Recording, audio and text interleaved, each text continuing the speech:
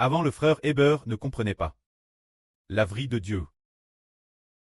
Il aimait normalement lire la Bible. Chaque jour, en moyenne, il lisait peut-être 4 ou 5 heures. Dans ces jours-là, c'était précisément dans ces jours-là qu'il lisait désespérément la Bible. Jusqu'à présent, il l'a déjà lu plus de 100 fois.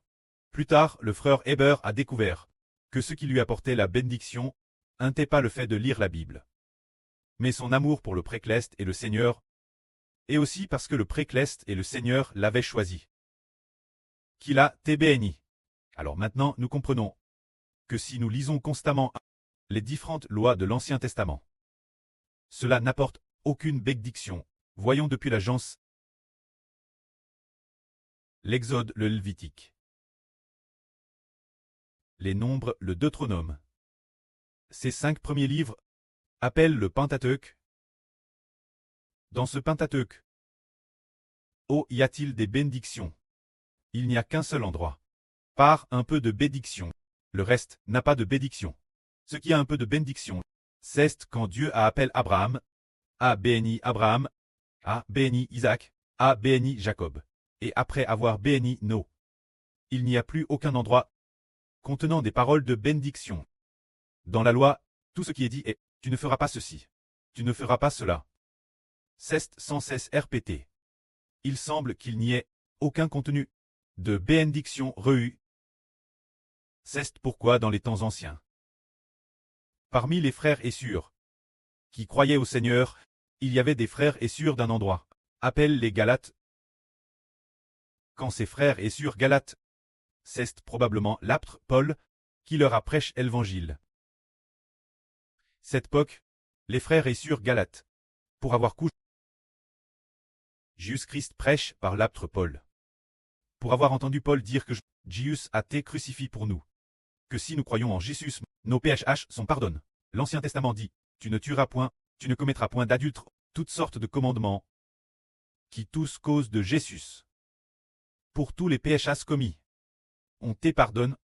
Alors ce groupe de frères Galates a cru au Seigneur, a cru l'Évangile, a cru au Seigneur Jésus-Christ. Plus tard, Paul a quitté la Galatie.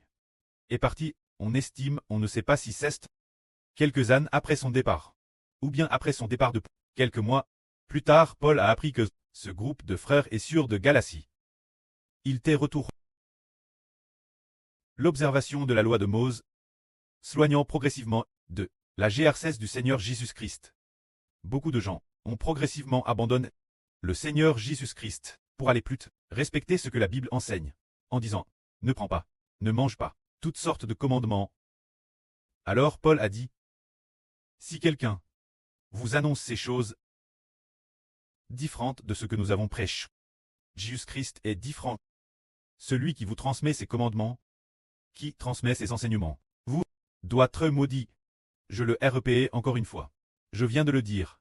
Si quelqu'un transmet ce qui n'est pas de Jésus-Christ, comme évangile pour vous, si ce n'est pas l'évangile de Jésus-Christ, mais qu'il transmet toutes sortes d'autres enseignements, cette personne doit être maudite. Qu'est-ce que cela veut dire alors? Cela veut dire pourquoi serait-ce mal qu'ils lisent cette Bible et qu'ils observent ces lois? Oui, c'est mal. Et cela pour une raison. Le Seigneur Jésus-Christ a été crucifié, justement pour nous permettre de ne plus être sous la loi, de ne plus être esclaves de la loi. Il nous a sauvés de la loi, afin que nous ne dépendions plus de la loi. Dépendre de la loi. Si quelqu'un dit « Je vais étudier la loi de Mose, je vais observer la loi », alors le Seigneur Jésus, le Seigneur assis à la droite du preux, pourrait pleurer pour lui. Le Seigneur dit « Je suis mort sur la croix pour toi. Et toi, tu ne m'acceptes pas. Tu ne veux pas que je sois ton Seigneur, mais tu veux me rejeter. Puis aller observer la loi et accepter la loi comme ton Seigneur. Si vraiment la loi peut te sauver, alors observe la loi. » Alors le Seigneur dit, « Puisque tu m'abandonnes, moi aussi je t'abandonne. » Alors, si quelqu'un est abandonné par le Seigneur, cette personne pourra pécher, elle ira pécher et commettre toutes sortes de péchés, car notre salut ne vient pas de la loi. Vrai dire, si les frères et sœurs ont les oreilles ouvertes, nous disons que la loi apporte la malédiction et que Jésus-Christ apporte la bénédiction. C'est pourquoi la fois dernière, pendant notre construction du temple, il y avait aussi beaucoup de contenu de l'Ancien Testament. Mais il n'y avait pas de contenu sur les bénédictions de l'Ancien Testament. Alors cette fois-ci, dans cette construction du temple, tous les chants proclament au nom du Seigneur Jésus-Christ. Nous, au nom du Seigneur Jésus-Christ, nous commandons proclamer, alors ce chant n'est pas le début de la bénédiction. Le Seigneur Jésus-Christ est celui qui nous bénit, car Dieu le dit ainsi depuis la création du monde. Toutes les nations de la terre seront bénies par Abraham, par la descendance d'Isaac et de Jacob, et recevront la bénédiction, celui-ci, qu'on appelle celui qui bénit toutes les nations. C'est Jésus-Christ. Il est déjà venu, afin que nous, tous ceux qui proclament son nom, soyons tous bénis. C'est précisément pour cela que nous, frères et sœurs, pouvons essayer, partir de ce mois-ci. Nous avons seulement commencé peu avoir un peu, nous au nom du Seigneur Jésus-Christ, de chants de proclamation, créés ensemble, au nom du Seigneur Jésus-Christ. Les chants de proclamation n'ont-ils pas été bénis? Ils ont été bénis. C'est pourquoi nous avons spécialement utilisé ces chants, pour la vraie, comme une partie de la louange, ainsi que pour les offrandes du matin et du soir, et aussi un peu de proclamation au nom du Seigneur Jésus-Christ. Dans ces chants, quand nous les chantons, dans notre esprit, nous recevons une grande satisfaction et une grande consolation. Car ce qui nous apporte la bénédiction, c'est le nom de Jésus-Christ. C'est précisément pour cela que le frère Ashbert a compris la bénédiction par le nom du Seigneur Jésus-Christ. Si le frère Ashbert était devenu le preux de la nation, cause de la loi, alors le frère Ashbert se serait efforcé d'étudier la loi tout simplement. Si le frère Ashbert pensait que la loi pouvait sauver les hommes et leur donner la vie éternelle, alors le frère Ashbert se serait content de réciter la loi, mais tout cela n'a rien apport de réel. Ce n'est que l'acquisition d'un peu de connaissance, et cette connaissance pourrait amener les gens sains à enorgueillir en disant « Je connais si bien la Bible, je suis si capable, que les autres, je comprends mieux la vraie. » Et la Bible, cela pousse se vanter, s'auto-glorifier. Pourtant, nous voyons que le frère Ashbert a vraiment vu de ses propres yeux des frères et sœurs très honorables se trouver parmi nous, et certaines sœurs qui ne savaient madame pas lire beaucoup. Des sœurs tout fait ordinaires ont pourtant reçu une si grande bénédiction. Ashbert a dit, c'est sûr, n'était pourtant que des femmes de ménage. Comment ont-elles pu devenir 10 sœurs honorables, et comment l'une d'elles est-elle madame devenue reine, pour quelles raisons sont-elles si honorables? Par la suite Ashbert y arrive vraiment. Se pourrait-il que nos sœurs aient fait beaucoup d'efforts pour étudier la Bible en cachette? Sans le dire Ashbert. Mais il a découvert plus tard que non. Elles n'avaient madame pas le temps de lire la Bible. Mais alors pourquoi ont-elles été bénies? Il a découvert qu'elles aimaient beaucoup le Seigneur. Qu'elles aimaient aussi beaucoup le précleste. Qu'elles aimaient le nom du Seigneur, et qu'elles aimaient le nom du précleste. C'est ainsi qu'elles ont été bénies. C'est alors que nous avons compris que la bénédiction vient du nom du Seigneur Jésus-Christ, de l'amour pour le précleste et pour le Seigneur. Et c'est ainsi qu'on est béni. Nous disons donc que le Seigneur Jésus-Christ apporte la bénédiction. Le précleste Jéhovah. Le précleste Jéhovah veut accorder sa bénédiction ceux qui croient au nom de Jésus-Christ. Veut accorder sa bénédiction ceux qui respectent profondément Jéhovah, le nom du précleste Jéhovah, qui sanctifie le nom du pré, qui aime profondément le précleste Jéhovah, et qui aime aussi profondément son Fils, le Seigneur Jésus-Christ. La bénédiction viendra sur ces personnes. Ainsi nous pourrions entendre un beau témoignage. Il y a une femme nommée Tirza.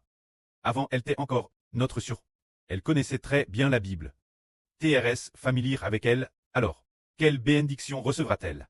Le précleste a décerté que elle est vous la perdition.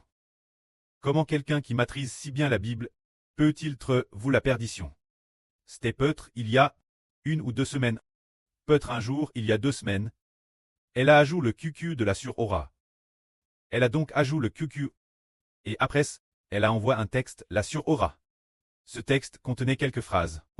Peut-être que le nombre de mots de ce texte n'était pas grand. Mais dans ces quelques phrases, continuellement, il y avait cette phrase. As-tu finalement lu la Bible ou non? Dis-moi. As-tu lu la Bible ou non? As-tu lu la Bible? As-tu lu la Bible ou non? As-tu lu la Bible? Ainsi, dans des va-et-vient, 5 ou 6 endroits. Elle a crié cela. Juste dans un seul paragraphe. Elle demandait sans cesse. As-tu finalement lu la Bible ou non? Un moment après, elle renvoyait. Dis-moi. As-tu lu la Bible ou non? Alors, dans seulement peut-être 100 ou 200 mots. Elle a demandé. As-tu lu la Bible? Elle la demande 4 ou 5 fois, ou peut-être 5 ou 6 fois. Ashbert pensait, comment quelqu'un qui maîtrise si bien la Bible, le pré, l'a pourtant prédestine la perdition. C'est ainsi que nous avons compris que recevoir la GRSE ne dépend pas de la lecture de la Bible. Elle qui maîtrisait si bien la Bible, ne connaissait pourtant pas le frère Ashbert, le Rédempteur. Ne savait pas que le frère Ashbert est Israël, qui doit siéger sur le trône de gloire, et qui peut sceller qui il veut. Celui qui est scellé est béni, et celui qui est destin la vie éternelle obtient la vie éternelle. Tout comme hier, notre sur Zaowan a reçu une parole disant, celui qui baptise du Saint-Esprit et de feu. Les gens, tu dois croire, ne sois pas un drôle. C'est alors qu'elle a découvert que le frère Ashbert est celui qui baptise les gens du Saint-Esprit et de feu. Alors regardons, cette femme, elle connaissait si bien la Bible, mais n'a pas reçu la GRSE. Pourtant, ceux qui ne lisent pas la Bible, mais aiment profondément le Seigneur, aiment profondément le frère Ashbert, et aiment profondément le pré-Clest, deviennent reines. Nous comprenons alors. Nous disons que toutes les bénédictions ne viennent pas de la loi, ne viennent pas de la Bible.